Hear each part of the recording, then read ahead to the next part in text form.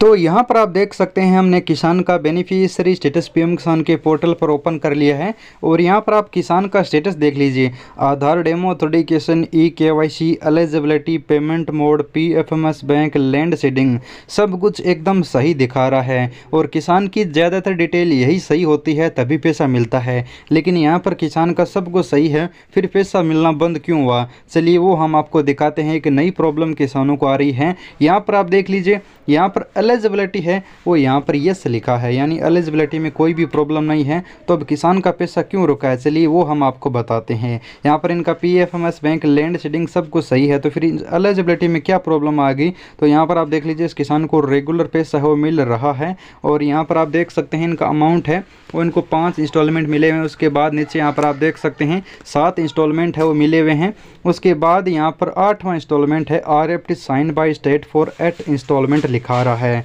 और इनको 7वां इंस्टॉलमेंट है वो 2021 में मिला था। अब 2022 में जो 2-3 किस्तें मिली थी वो नहीं मिली। 2023 में जो 27 फरवरी को किस्त आई थी वो भी नहीं मिली है।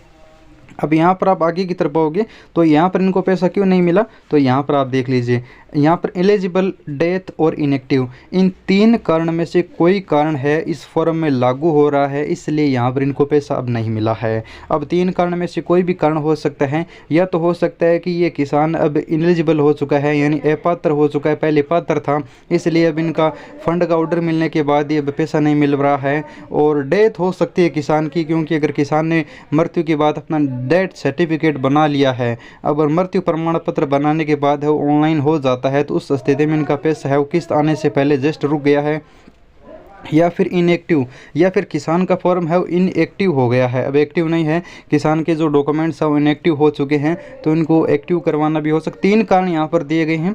तो अब किसान को क्या करना होगा? क्योंकि किसान का रेगुलर पहले पैसा मिल रहा था। RFT का मतलब होता है रिक्वेस्ट फंड ट्रांसफ़र, यानी राज्य की तरफ से जाँच पूरी हो चुकी है, केंद्र के पास फॉर्म आ चुका है, पैसे जस्ट आने वाले थे, उसी समय ये प्रॉब्लम आ चुकी है। अब इन तीनों में से कोई भी प्रॉब्लम आ सकती है। हालांकि आप देख सकते हैं इनका जो एलिजिबिलिटी है वो यस दिखा रहा है, अभी भी आप देख सकते हैं एलिजिबिलिटी यस है। तो अब किसान सोच रहा है कि एलिजिबिलिटी यस है तो अभी ये प्रॉब्लम क्यों आई है?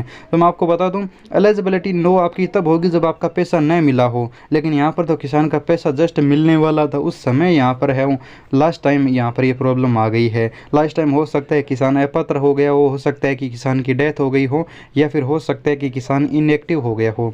तो इस स्थिति में अगर किसान सब कुछ सही है, फिर ये प्रॉब्लम आ गई है अधिकारियों की या फिर कोई ऑनलाइन गलती की वजह से ये अपडेट आ चुका है, तो आपको इस अपडेट से बचने के लिए, इसका सुधार करवाने के लिए अपने ब्लॉक स्तर पर है वो अपनी ओरिजिनल दस्तावेज ज़मीन के आधार कार्ड लेकर है वो जाना होगा। और अभी फिजिकल वेरिफिकेशन कराने के बाद ये प्रॉब्लम हो सोल्व हो जाएगी।